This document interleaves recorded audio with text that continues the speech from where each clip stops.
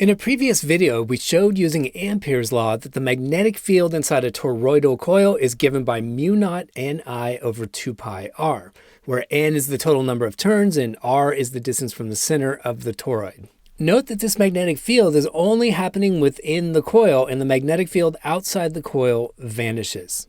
And unlike a solenoid, this means the magnetic field within the toroidal coil varies with position. It's dropping off like 1 over r, getting weaker as we approach the outside edge. And this is critically important to understand for the calculation we're about to do. We're going to assume as an approximation that this toroid has a thin enough coil width that the magnetic field inside this thing is pretty close to constant. So I need to apologize for how fat this toroid looks in the picture. It really should look more like an onion ring instead of a donut. So you'll just have to use your imagination a little bit to visualize an onion ring and make our approximation more plausible. So now suppose we say the current in the coil is increasing. So we'll say di dt is greater than 0.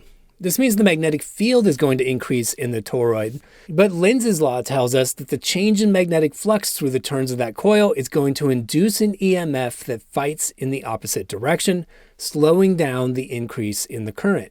And this idea is captured by the statement that induced EMF is equal to negative L di dt, where the self-inductance of the coil, that's what we call L, is really just the constant of proportionality between the induced EMF and the rate of change in the current through the coil. So the bigger the rate of change in the current, the bigger the induced EMF, and L basically tells you how good this thing is at fighting changes in current. Now, to find the inductance for a particular coil configuration, we go back to fundamentals and use Faraday's law, which tells us exactly how to compute the induced EMF when we have a changing magnetic flux. So there's Faraday's law saying that the induced EMF is equal to the negative of the rate of change in the total magnetic flux through the coil. And our plan with Faraday's law is to actually compute the magnetic flux through the coil and then show that its time derivative is proportional to the time rate of change in the current. And that constant of proportionality then is exactly the self-inductance L that we're looking for. So let's get started with Faraday's law. So there it is, the induced EMF is equal to the negative of the rate of change in the magnetic flux. So now we just plug in the details about the magnetic flux in this coil, and here's where we're going to use the constant magnetic field approximation. This magnetic field is varying with r, but we're assuming the coil width is so small compared to the actual radius of the entire toroid that B can be well approximated by a constant.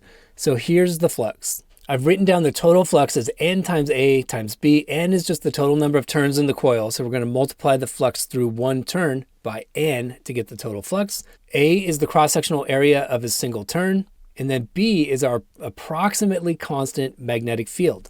Note that if B was not constant, we can't just multiply A and B to get the flux. We would actually have to use an integral. So very importantly, this is the moment that we've used the constant B approximation. And a nice way to say that is that we're assuming it's a thin toroidal coil so that this approximation is reasonably accurate.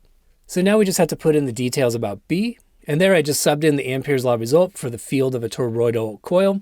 And now we can factor out all the stuff that isn't time dependent. And the only thing that's time dependent in there is the current itself. So we pull all those constants out in front. And notice that I combined the two factors of N together to make an N squared. And so our coefficient now is mu naught times N squared times A divided by 2 pi r.